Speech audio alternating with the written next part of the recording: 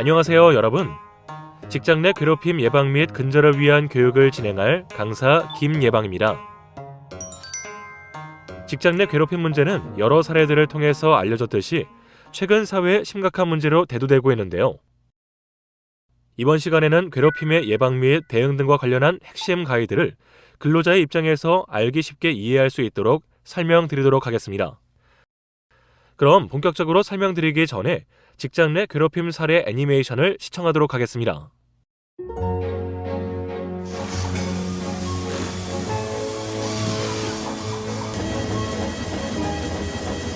생산 공장에서 열심히 일하고 있는 직원들. 한 공장의 생산팀에서 5년째 성실히 일하고 있는 임사원 씨. 그런데 최근 들어 생산팀 과장인 송 과장으로부터 과도한 지적과 질책을 받고 있습니다. 임사원님, 잠시 저 좀 보시죠.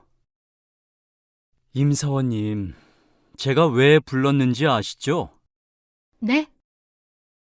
아니요. 임사원님만 유독 못하시는 거 아시죠?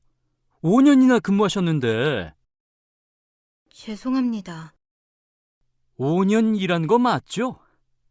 일할 때 머리를 안 쓰시나요? 머리는 장식인가? 양심이 있으면 회사를 나가든가 아님 머리를 좀 쓰든가. 인정 못하시는 표정 같은데. 아닙니다. 그게 다 임사원님이 게을러서 그런 거 아니에요. 몸이 무거우셔서 재빠르게 못하실 것 같으면 운동을 좀 하세요. 업무를 위해서. 아무튼 전 그런 건 잘 모르겠고 하기 싫으면 그냥 가보세요. 송 과장은 임사원에게 심한 질책과 함께 부당한 업무 지시를 하고 임사원은 어쩔 수 없이 송 과장의 지시를 따르게 됩니다. 누구 한 사람 때문에 모두가 피해를 보는 일은 저희 부서에는 없었으면 좋겠네요. 머리가 안 좋으면 착하기라도 하든가 열심히라도 하든가. 매일 누구 때문에 이런 얘기나 듣네. 열심히 일하는 사람들 의욕 다 떨어지게. 시원아. 뭐 하고 있어? 창배랑 뭐 하고 노는데?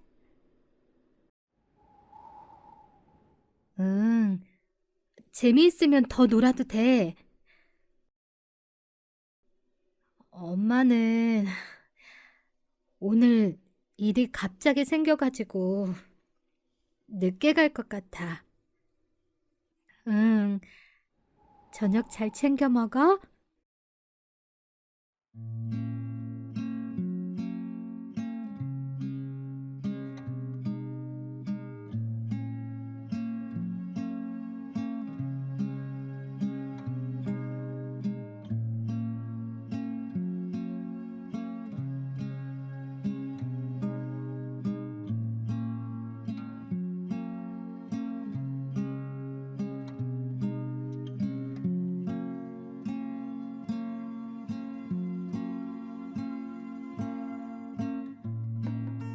출근에 대한 스트레스로 불면증까지 생긴 임사원 씨는 뜬 눈으로 밤을 지새우는 날이 많아졌고 급기야 건강도 급격하게 나빠지기 시작했습니다. 선생님, 이제 더 이상 회사를 못 다니겠어요. 참고 다니려고 해봐도 다음날 생각에 불안해서 잠도 못 자요. 회사 사람들도 이젠 다들 절 피하고요. 회사 건물만 보여도 가슴이 터질 듯이 두근거려서 진정시키려고 한참을 문 밖에서 서성거리다 들어가요.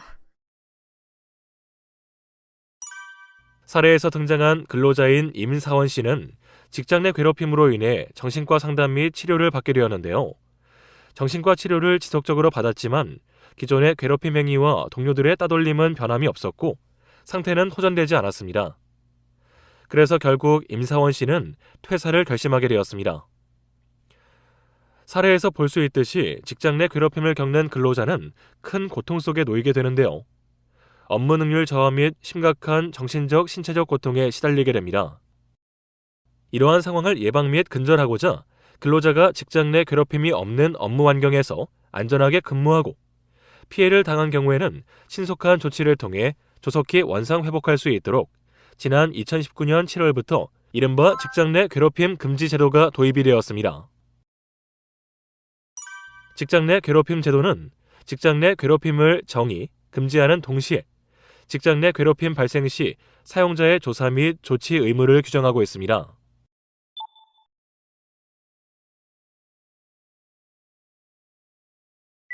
누구든지 직장 내 괴롭힘 발생 사실을 사용자에게 신고할 수 있으며 신고가 접수되거나 직장 내 괴롭힘 발생 사실을 인지한 경우 사용자는 지체 없이 객관적인 조사를 실시하고 피해 근로자 등의 보호를 위한 적절한 조치를 취할 의무가 있습니다. 그리고 괴롭힘 확인 시 가해자에 대한 징계 등의 필요한 조치를 취해야 하며 피해자 및 신고자에 대한 불리한 처우를 금지하고 비밀을 누설하지 않아야 하는 의무를 가지고 있습니다. 이러한 사용자의 의무를 위반한 경우 과태료 또는 처벌을 받도록 하여 근로자 보호를 강화하고 있습니다. 그럼 직장 내 괴롭힘은 구체적으로 어떤 것일까요? 직장 내 괴롭힘이란 사용자 또는 근로자가 직장에서의 지위 또는 관계 등의 우위를 이용하여 업무상 적정 범위를 넘어 신체적, 정신적 고통을 주거나 근무 환경을 악화시키는 행위라고 정의합니다. 직장 내 괴롭힘을 판단할 때는 행위자, 피해자, 행위 장소, 행위 요건 등 주요 요소를 종합적으로 검토하여 판단하게 됩니다.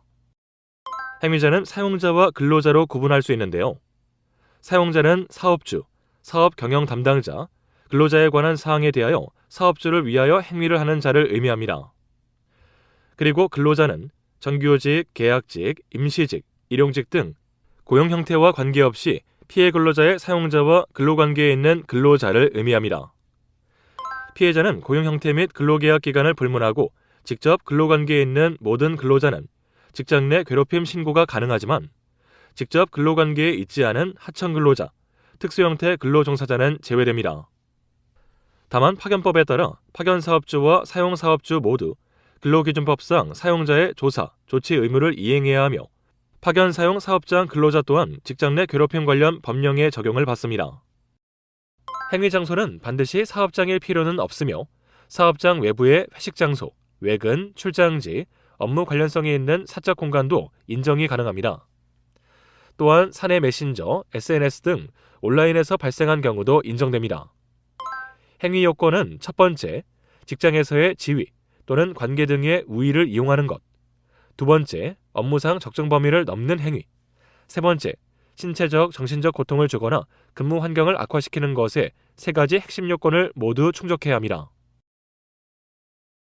그렇다면 직장 내 괴롭힘 행위 요건의 구체적 판단은 어떻게 내려야 할까요? 첫 번째로 확인해야 할 기준은 직장에서의 지위 또는 관계 등의 우위를 이용하였는가입니다. 우위성이란 피해자가 괴롭힘 행위에 대해 저항 또는 거절이 어려울 가능성이 높은 관계를 의미합니다. 우위에는 지위의 우위와 관계의 우위가 있는데요. 지위의 우위는 원칙적으로 지위명령 관계에서 상위에 있는 것을 말하지만 회사 내 직위 직급 체계상 상위에 있음을 이용한다면 우위성을 인정할 수 있습니다. 관계의 우위는 사실상 우위를 점하고 있다고 판단되는 모든 관계가 포함될 수 있습니다. 연령, 학벌, 출신 지역 등의 인적 속성, 근속연수 등의 업무 속성, 그리고 수적 우세, 정규직 여부, 직장 내 영향력 등을 고려하여 직장 내 괴롭힘을 판단합니다. 두 번째 기준은 업무상 적정 범위를 넘는 행위인지를 확인하는 것입니다.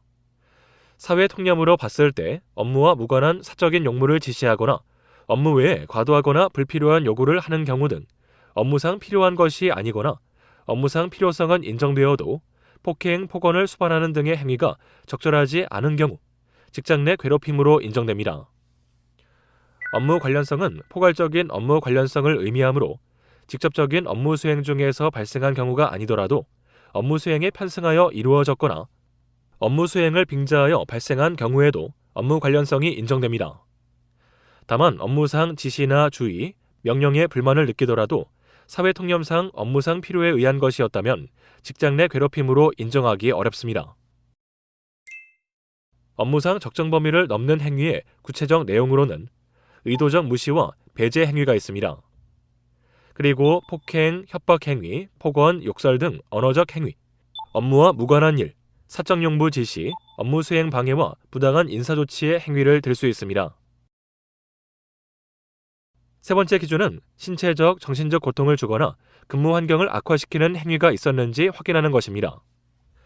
객관적으로 피해자와 같은 처지에 있는 일반적이고 평균적인 사람의 입장에서 문제된 행위로 인하여 피해자에게 신체적, 정신적 고통 또는 근무 환경의 악화가 발생할 수 있는 행위가 있고, 이로 인하여 피해자에게 신체적, 정신적 고통 또는 근무 환경 악화의 결과가 발생하였음이 인정되어야 합니다. 근무 환경을 악화시키는 것이란 그 행위로 인하여 피해자가 능력을 발휘하는 데 간과할 수 없을 정도의 지장이 발생하는 것을 의미합니다. 앞에서 직장 내 괴롭힘을 판단하는 기준에 대해서 설명을 드렸었는데요. 실제 직장 내 괴롭힘을 당했을 때 근로자분들께서는 어떤 조치를 취해야 할지 매우 당황스러울 것입니다. 그럼 직장 내 괴롭힘을 당했을 때 근로자분들께서 어떤 조치를 해야 하는지 대처 방법에 대해 알려드리도록 하겠습니다. 직장 내 괴롭힘을 당했다면 가장 먼저 신고를 해야 하는데요. 신고 방법에는 세 가지 방법이 있습니다. 첫째, 사용자 또는 담당 부서 등 사업장에 신고하는 방법과 둘째, 고용노동부에 신고하는 방법이 있습니다. 세 번째는 국가인권위원회에 진정을 하는 방법입니다. 직장 내 괴롭힘은 사내 처리 절차를 통해 해결하는 것이 원칙이며, 사건이 발생한 경우 사용자에게 조사와 조치 등의 법적 의무가 발생하므로 우선적으로 사용자 또는 사업장 내 담당 직원에게 신고하여 사내 처리 절차에 따라 해결해야 합니다. 또 다른 방법은 지방고용노동관서에 신고하는 것으로서 직장 내 괴롭힘 발생 사실 조사, 피해자 보호 등을 포함한 조치 의무 불이행과 신고를 이유로 한 불리한 처우를 받은 상황, 피해자의 의사에 반한 비밀 누설 등 직장 내 괴롭힘 관련 사항에 대해서 신고가 가능합니다. 해당 신고는 방문뿐만 아니라 우편, 온라인을 통해서도 접수가 가능합니다. 방문 및 우편을 이용할 경우는 해당 사업장의 관할 지방 고용노동관서에 신고할 수 있고, 인터넷을 통한 신고는 고용노동부 홈페이지 또는 노동포털을 이용할 수 있습니다. 다음 방법으로는 국가인권위원회에 진정을 하는 것입니다. 국가인권위원회에서는 직장 내 괴롭힘 가해자에 대한 손해배상과 인원교육 수강 등의 권고가 가능합니다. 또한 소속기관의 장에게는 행위자에 대한 징계 및 재발방지 대책 수립을 권고할 수 있습니다. 직장 내 괴롭힘을 당했을 때 지금까지 말씀드린 방법 말고도 기타 사후 구제 방식이 있습니다. 바로 수사기관에 고소 및 고발을 하는 방법인데요. 직장 내 괴롭힘 행위가 폭행, 상해, 모욕, 명예훼손, 협박, 강요, 성폭행, 성추행 등의 범죄에도 해당하는 경우 경찰 등 수사기관에 고소 및 고발할 수 있습니다. 또 다른 방식인 민사소송은 행위자에게 직장 내 괴롭힘으로 인한 피해, 예컨대 인격권 침해에 대한 손해배상을 청구할 수 있고, 사용자에 대해 직장 내 괴롭힘 발생의 사용자 책임 및 조치 의무 위반에 대한 채무 불이행 책임을 청구할 수 있습니다. 지금까지 직장 내 괴롭힘 신고 방법에 대해서 알아보았는데요. 직장 내 괴롭힘 관련해서 객관적 사실을 확인하고 법 위반 판단 등을 하기 위해선 구체적인 증거를 확보하는 것이 매우 중요합니다. 주변 동료들의 증언, 가해자와 주고받은 문자, 카톡, 이메일, 그리고 폭언, 폭행, 부당한 지시 등이 담긴 녹음, 동영상, 서류 등의 자료를 통해 사실관계를 확인할 수 있습니다. 그리고 괴롭힘이 일어난 장소, 행위, 목격자, 나의 대응 및 감정 상태, 주변인들의 반응 등을 육하원칙에 맞게 구체적으로 메모하는 것도 증거를 수집하는 방법입니다. 또한 직장 내 괴롭힘을 이유로 병원 진료를 받았다면 병원 진료 기록도 수집해 놓는 것이 꼭 필요합니다. 그럼 직장 내 괴롭힘 신고자 및 피해자 보호 조치는 어떻게 이루어질까요? 직장 내 괴롭힘 신고가 접수되면 우선적으로 피해 근로자 등을 가해자와 분리 조치를 할 수 있습니다. 피해를 입은 근로자 또는 피해를 입었다고 주장하는 근로자는 필요한 경우 조사기간 동안 근무 장소 변경, 유급휴가 명령 등 보호 조치를 받을 수 있습니다. 분리 조치 후 조사 결과 괴롭힘이 확인된 경우에는 근무 장소 변경, 배치 전환, 유급 휴가 명령 등 적절한 보호 조치를 요청할 수 있습니다. 사용자가 직장 내 괴롭힘 조사, 조치 의무 등을 이행하지 않은 경우 시정 지시가 내려지며 시정 지시 불이행 시 과태료가 부과됩니다. 또한 사용자가 직장 내 괴롭힘 피해를 신고한 근로자 및 피해 근로자 등에게 불리한 처우를 한 경우에는 형사처벌 등 제재의 대상이 될 수 있으며 직장 내 괴롭힘 발생 사실을 조사한 사람 등은 조사 과정에서 알게 된 비밀을 피해 근로자 등의 의사에 반하여 다른 사람에게 누설하지 않아야 합니다. 직장 내 괴롭힘 문제가 발생하였을 때 신고하는 것도 중요하지만 그런 일이 발생하지 않도록 사전 예방을 하는 것도 매우 중요합니다. 직장 내 괴롭힘 예방을 위해서는 사용자뿐만 아니라 근로자의 역할과 의무도 매우 중요한데요.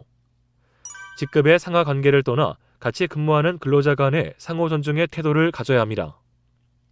본인도 직장 내 괴롭힘의 피해자 또는 가해자가 될 수 있다는 것을 인지하고 건강한 인간관계를 만들기 위해 노력해야 합니다. 그리고 직장 내 괴롭힘 문제 발생 시 상대방에 대한 이해와 공감이 필요하며 피해자의 입장에서 이해하고 인식하는 것이 중요합니다. 또한 사업주가 실시하는 직장 내 괴롭힘의 주기적인 점검 및 관리에 근로자들도 적극적으로 협조하고 참여하여야 합니다. 마지막으로 권력의 남용은 절대 용인될 수 없다는 것을 인식하고 험담과 근거 없는 소문을 퍼뜨리지 않도록 해야 합니다. 지금까지 직장 내 괴롭힘의 예방 및 대응 등과 관련한 핵심 가이드를 근로자의 입장에서 설명드렸는데요. 많은 도움이 되셨을까요? 직장 내 괴롭힘의 판단 기준 및 사례와 대처 방법 등에 대한 더 자세한 내용을 알고 싶으시다면 첨부된 직장 내 괴롭힘 예방 및 대응 근로자용 가이드를 참고하시길 바랍니다. 이번 강의를 통해 직장 내 괴롭힘의 예방 및 근절을 위한 소중한 씨앗이 여러분들의 마음속에 싹트길 간절히 바라며 이번 시간 마치도록 하겠습니다.